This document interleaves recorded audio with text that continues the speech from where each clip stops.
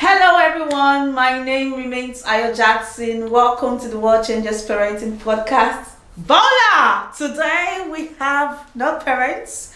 We've got this amazing young people who have agreed to speak with us on the podcast today, and I'm so happy that they decided to join me. Thank you guys for coming. So yes, on this podcast we just talk about parenting, but we are so fortunate to have young people, who are willing to talk about their parenting experience, their experiences with their parents with us today. I would just like to meet you starting from my left hand side, and then we'll go like that. Tell us about yourself, your name, your background. So these actually students on placements like myself. I am rounding up and they are coming to take over. So tell us about your schooling, what course you're doing, and yes. Okay. As for me, my name is Somo Ali, and I'm from Kenya. I'm a student in Torres University. I'm a third year student, studying community service. Amazing. Yeah. Somo. Yes. Yeah. I've been here in Australia for 3 years, and life have been good. Beautiful. Been moving smoothly. Okay. Yeah. Thank you, Hali. My name is Issa, Okay. and I'm from Kenya as well. Okay. I study at Torrance University, and I'm doing applied social science, community services as well. I'm a third year student, and been here about 3 years now. Oh, great. Okay. Hey, I'm Corey. Born in Australia, born in Adelaide.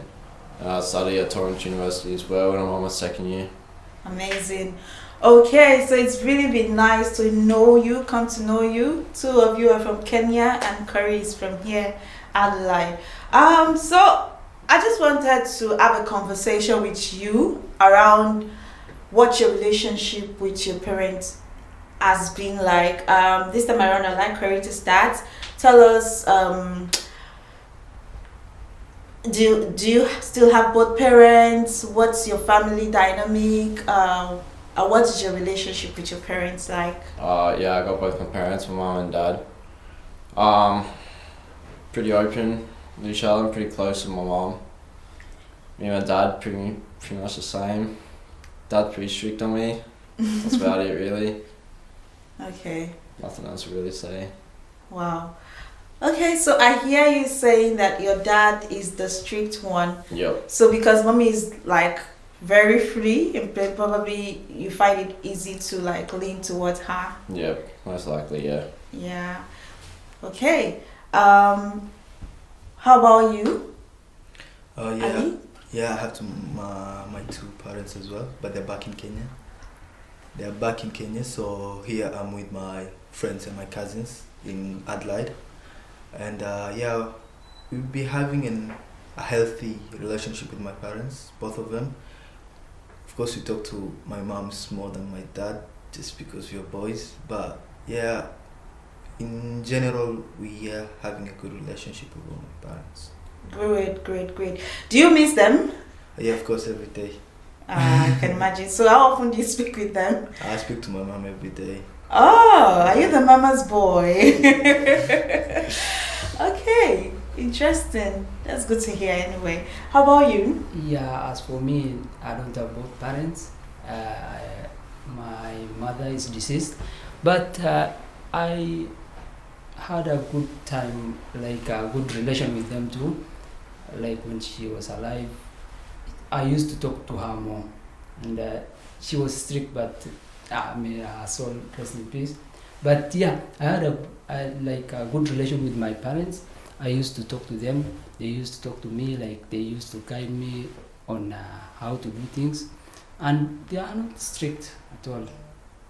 But when I was toddler, they used to do some simple punishment if you do wrong, as African parents do. But yeah, I have an excellent relationship with my parents. Amazing. Yeah, and I used to talk to them, to talk to my father for now every day. Okay. Yeah, I can call him every day. Wow. He can if I don't call him, he will call me because Yes. I will call. Yeah. Okay. We had a good relationship. Thank you so much for sharing that with me. So I know that for half of the time, most of the time, we have good relationships with our parents, but there are just those moments when we don't seem to see on the same level. Because if you even look at the generational gap, sometimes our parents are older than us, maybe by 15 years, 20 years, or more. So, what would you say are those aspects of parenting that you see can be challenging? For example, my mother, for me, let me say, when I was in the university, for example, like you guys, so there was a day my mom showed up at school.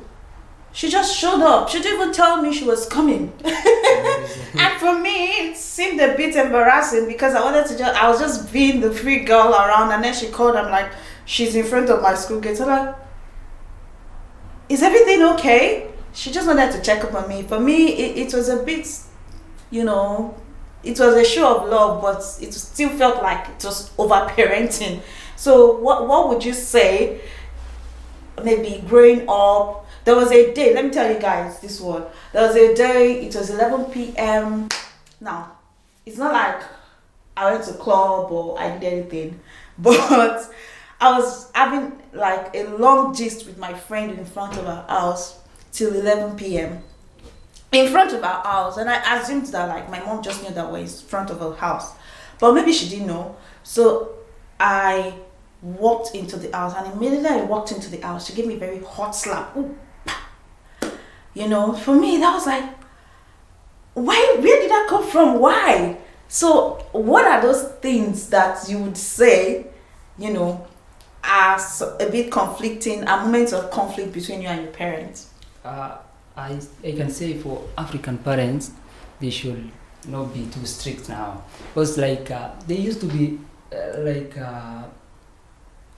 they used to be too strict for us even to go out to there's sometimes you can't even go out because they know that there is some things happening out there, and they don't want you to get into trouble. They used to refuse me to go to any party until I was 18. Okay. I can go out at night to go to some there's some marriage ceremony. People used to dance and do things. They don't allow me because they know that maybe I will be exposed to some other vices. Things maybe some bad people will give me drugs. Some people maybe will fight. I'll get into trouble. But for now I can see that there is something that they are avoiding me not to be exposed to, so that my life will go well. Yeah, well at least. I see. But I can say that they should at least not be too strict. Like they should just sit you down and then tell you that even if you go to that party, do this and this, avoid this and this. That's the only way. Okay, so for you, it's about like them giving you room. Yeah. Why they trust you that you're going to be fine. They don't have to like try to monitor every of your moves. Yeah. Okay. They have to give you at least just sit you down and then tell you this. You know this is wrong.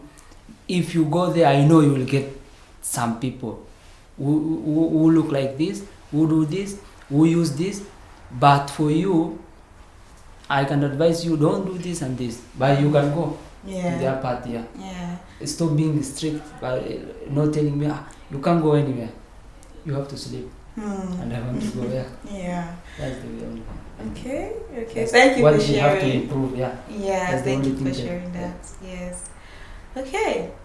Parents, I believe you're hearing that. Okay. Yes, Ali, please tell us about yours. Mine is similar as well. I can say the parents should try to sometimes understand the kids as well. Because I can give you an example. Like when I was, it was during the COVID period, and we were at home, me, my brothers, my cousins, and everyone. Yeah. So it was a long period. We did not go to school. We just staying at home and stuff. Yes. So my parents, I can say it was good for us, yes, but they needed us to study, and because we were back in Africa at that time, so Yeah. we do these tuitions where you go out to a place where you meet out with kids, and then the teacher does the extra tuitioning and stuff. Okay. Studies. Mm. So we used to go for tuition, we come back home and stuff, but I think my mom's felt like that was not enough for us. We need to study more, stuff like that. So it reached to a point that they took all of our phones, and we were like 3 boys of the same age, so we had no phones. All our friends have phones, and we used to communicate though. After some time, everyone noticed that we are all off. Then we had these the PlayStation games. Yeah. Well, my dad took the PlayStation, went with it to work, so we could not access it. So it was such Just because he wanted you to study more. Yeah, because my mom said that we were not studying, and in our house, when my mom said something was like that, so my dad doesn't think twice it's done. Yeah. So we had no games, we had no phones. Yeah, so we felt like we had that. Our mom was doing too much. Yeah. And because we were in high school, so when our friends are asking us like, where you guys, you're not on, usually we were like, I broke my phone, because I can't say my mom took my phone, it's embarrassing. So yeah, we were making the same excuses, and we were three teenagers in the house. So I felt like that moment was, my mom was doing too much, because sometimes we were upset, angry, we don't even want to talk, because we felt like she's doing the wrong thing and we should have our phones. So I feel like that moment was over parenting. Instead, she should have just, maybe we can create a routine or something like this time to this time, maybe studying and stuff. Yeah, should have worked better than taking our phones and stuff. Yeah. Well, I think for us as children or as young people, we just want to have a balance. We want to have fun, and at the same time do some things that are right, that are expected of us, that are appropriate, And when the fun part is taken out of everything, it becomes boring, it feels frustrating. Am I right? Yeah. Yeah. Okay. Thank you for sharing that. That's cool. All right, let's hear from Corey. I think the parents in Australia are a little bit different. I think personally with mine, they're a lot more kind of open. I can kind of do my own thing. They're not really too strict, to be honest. Okay. If there's a party, they'll let me go to it. It's kind of all just based around trust. They trust me to do the right thing, not make bad choices. Yeah. Oh, amazing. Do you think there are some things that they should, be more strict about? I'm personally 19 now. Maybe when I was a bit younger. Yeah. Okay. But maybe. So when you were younger, were there some things that maybe you needed them to be stern about, to be more firm about? Well, I can think about they wouldn't used to let me out at night when I was under around 16.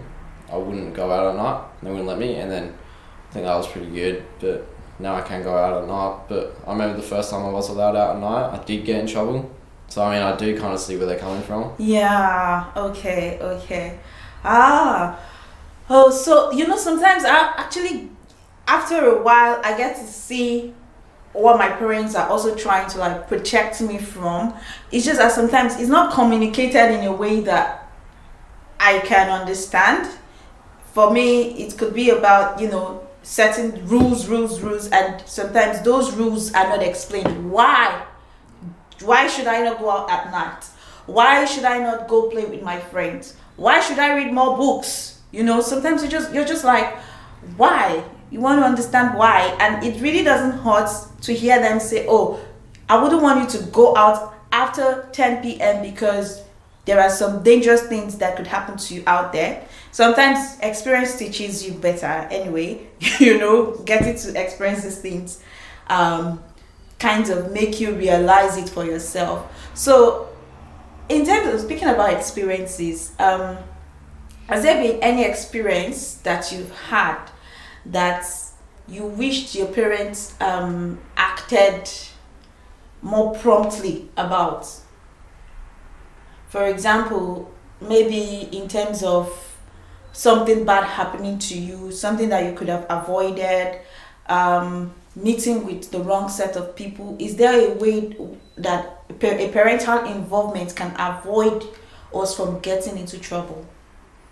Yes, I think when I talked about going to party at night, there's this one time I sneaked out Okay. and went to the party, and guess what? I got into a fight with somebody, Okay. and the party leaders, like the organizers and hosters, they called the police Oh.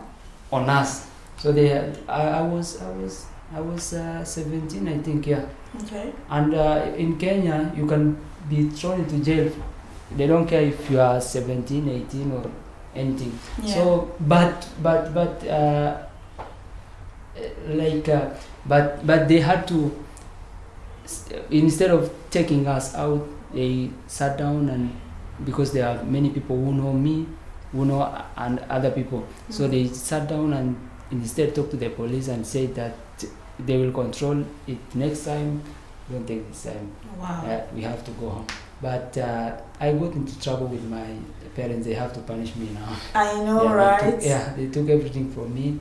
But after sometimes they returned, so it's not that, yeah. But Wow. so I, like right now, I see that what they are, like what they did, like restricting me from going out as an underage, Yes. was good for me.